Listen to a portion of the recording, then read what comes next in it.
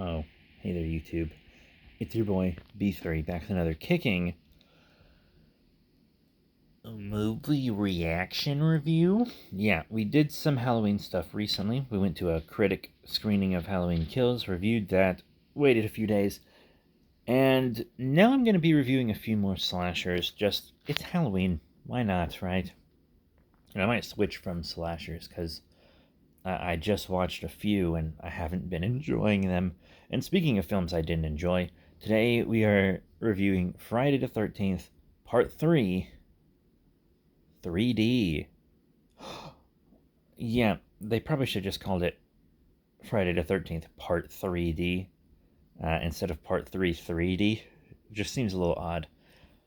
But either way, the 3D is dumb. Uh, Throughout the film, there are all these dumb 3D gags. Like, have you ever seen Journey to the Center of the Earth starring the living meme Brendan Fraser? It's like those. It's like, oh, someone's doing a yo yo and the yo yo's coming at your face. And then multiple times, actually, it's like the end of a pitchfork, both during murder scenes and the non murder scenes.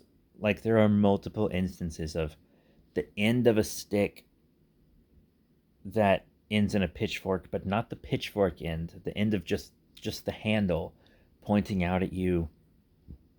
And there's like maybe one neat one where Jason shoots a harpoon at somebody, but that's like it. And even then it's not well done, but it's in concept the better one. I feel like the 3D should have been reserved just for the murders. Because otherwise, it seems like the 3D you'd see in a gimmicky children's film. It really does. So the 3D was just a garbage gimmick to get people in seats, but that's what 3D has always been, in my opinion, so it's fine. Other than that, there's nothing about this film that's really different in any way from the other two. Jason is the killer. Like in the second one, this is the film where he gets his iconic hockey mask. Uh, so that's cool, at least. And I do think the hockey mask is a good look for Jason. It's no wonder they stuck with it. And it's become so iconic just in the cultural zeitgeist and etc. It's a good look, and I am glad that they kept with it. I really am. The uh, the shots are all pretty much exactly like the last two, which I don't mind, but at the same time, you do need to change things up a little. It's the third film in a series with, in my opinion, way too many movies. So maybe change something other than the look of the killer. Just one little thing, please. It's still a group of teenagers just kind of going camping in a cabin in the woods, and they're all jerks, and none of them act like human beings. It's just there's nothing different about it other than the 3D. There really isn't. Nothing to stand. There's nothing really worth mentioning because it's all stuff that we've seen before. A lot of the special effects are fine. I don't really mind bad special effects as much as a lot of other people do. And of course, I always take the year the film was, made as I like take that into consideration. But I feel like some of the effects in this film, or some of the ones that were supposed to be scarier, would have been better if they just didn't try to make a 3D effect out of it. Like the harpoon probably could have been a pretty good effect if not for that. The cosmetics are all good effects. The cosmetics are the best part, actually. When someone gets their throat slit, the cosmetics on that, it looks good. When the harpoon goes through someone's head, and you like see it just sitting in their head and they collapse into the water. Like the cosmetics look good for the time. I think that the cosmetics are probably the best thing about this production, easily. The set design is fine, functionally the same as the last ones, but there's nothing wrong with it at all. Uh, the costumes, other than Jason's mask, there's nothing really worth mentioning in my mind. I'm sorry. I know people are going to be pissed at me because I just didn't like this film at all. But I mean, after I didn't like the second one and didn't like the first one, what'd you expect? Honestly, I don't. I don't like these. I don't like these films. So I guess they're supposed to be, I think they're all just out of high school is the implication, except for one couple, because they're all couples or some kind of date. I think all of them are pre-established couples, except for the fat prankster character who's so badly done in like every way possible, and they get him a date, and like she's Spanish, but we had to cast someone who looked as white as possible, of course, uh, which was odd. I don't know. I don't care.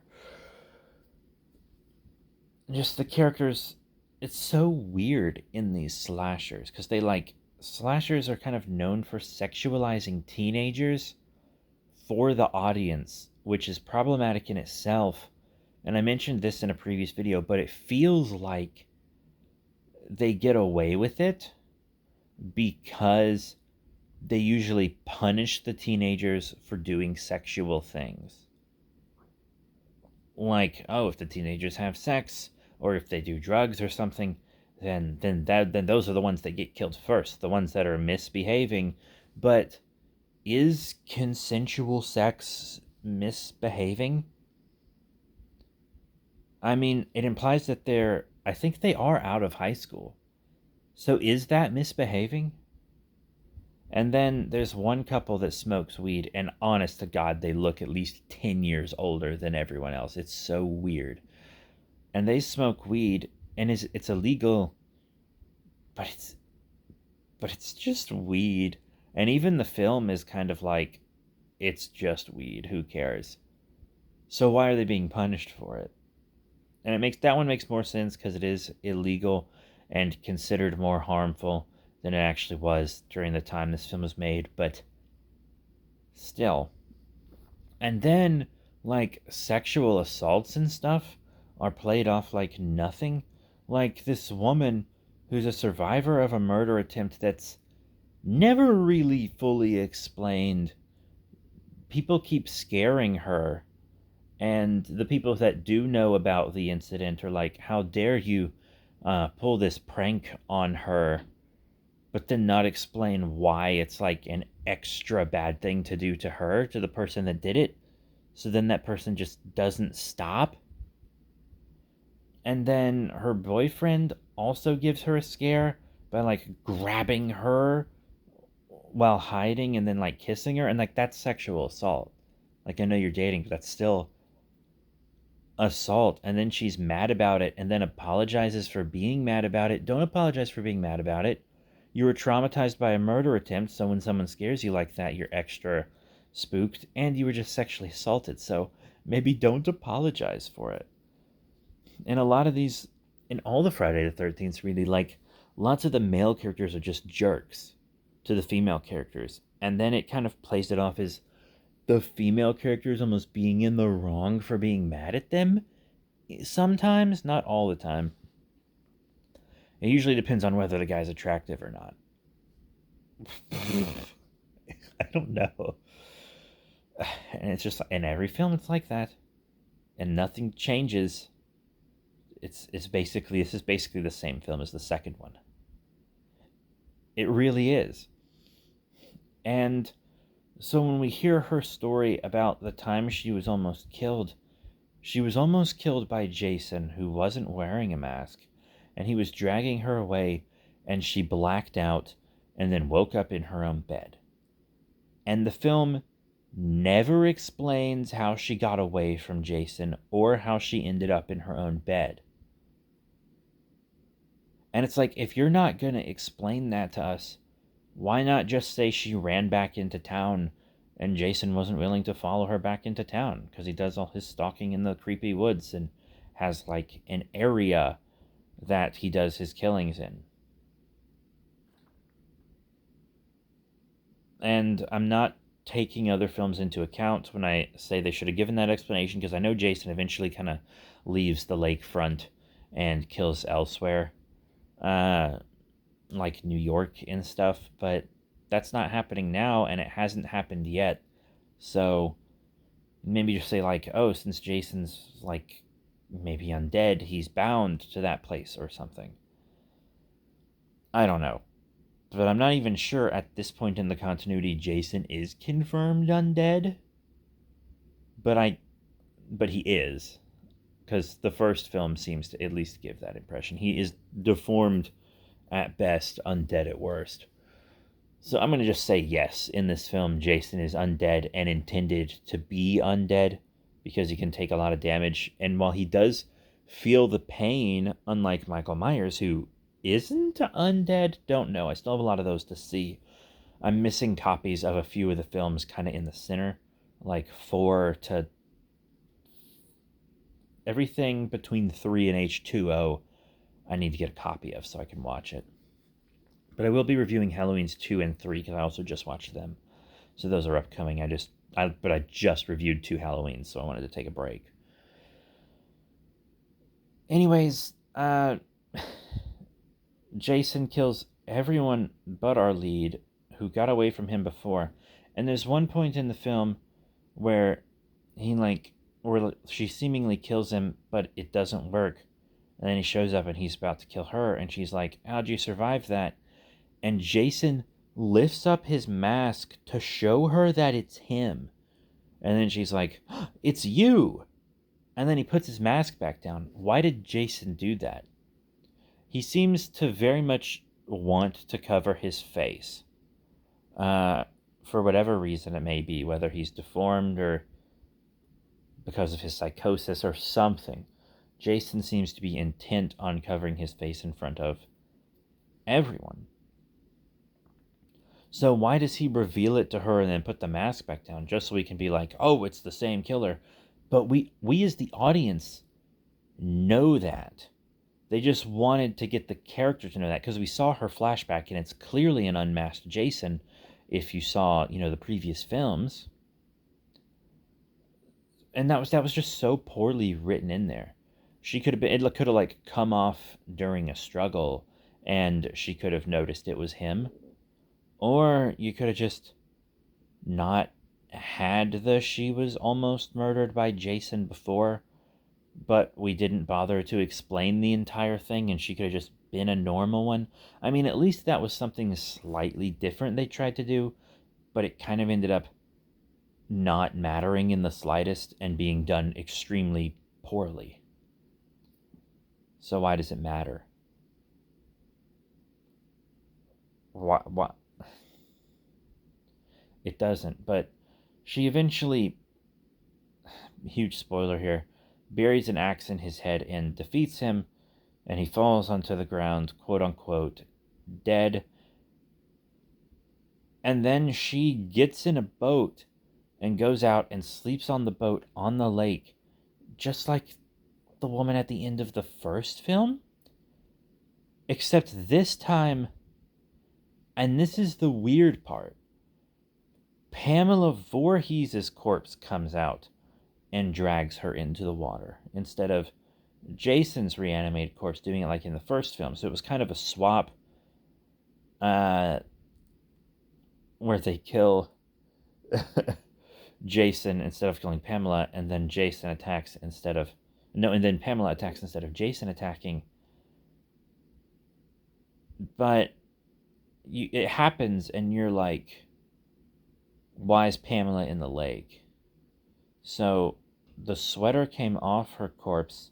The police took the main corpse. Jason just took the head and the sweater from the last film. And now her body is back and in the lake, even though the police had the body. So it's probably buried somewhere. Jason would have had to leave and dig it up. So not only that, but the sweater is back on it and the head is reattached, comes up, drags the woman into the water. But then it seems like that's a hallucination, because she hallucinated Jason being alive again right before that, but he wasn't. It was a fake out. And we're going to talk about fake outs more in a sec. But then it's like, if it's a fake out, how does she know what Pamela Voorhees looked like, or even who Pamela Voorhees is? Because I don't think it's mentioned to her at all in this film. And how does she know specifically what Pamela Voorhees was wearing? So Jason was definitely a hallucination, but it's up in the air for Pamela, and I'm totally fine with a horror film leaving unanswered questions at the end. That's oftentimes part of the horror. But this one raises more questions than it intends to. Instead of just not answering questions, it raises more, and there's nothing wrong with that if it's intentional, but I don't think it is. They want you to be like, was that Pamela in the lake at the end? But it seems like it probably wasn't. But if it probably wasn't, it's a plot hole. But if it was, why? And how? I don't know. And speaking of fake outs, just like in many different slashers, half to most of the scares are just fake outs. It turns out to be nothing. It turns out to be like an animal or someone the person knows who just puts their hand on their shoulder forcefully, or someone pulling a prank. That most of the scares are meaningless. So you're numb to them by the time the real scares even happen. You're just kind of numb to them. You're like, oh, it's probably going to be a fake scare. And then it's a real scare, and you're like, well, I'm not feeling emotionally what I should because, I put myself in this mindset where I think most of the scares are going to be fake until a certain point where it's killing after killing. And I think there were maybe only one or two actually interesting kills, and the rest were just, oh, they were stabbed or something. And I guess that's just because this is one of the earlier slashers. They didn't get into the creative kill zone yet.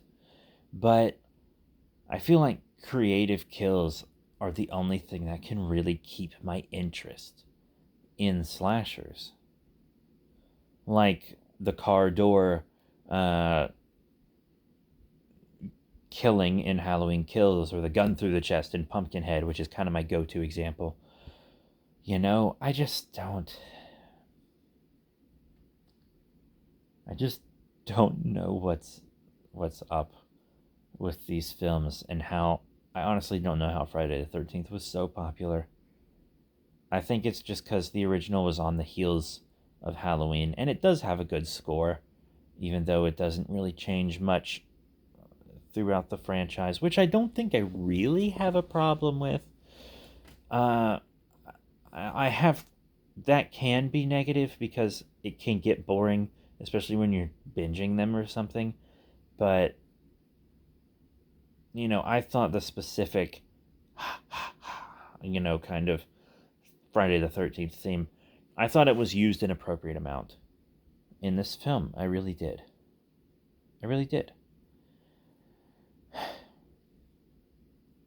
But I guess that's most of what I have to say for Friday the 13th Part 3 3D.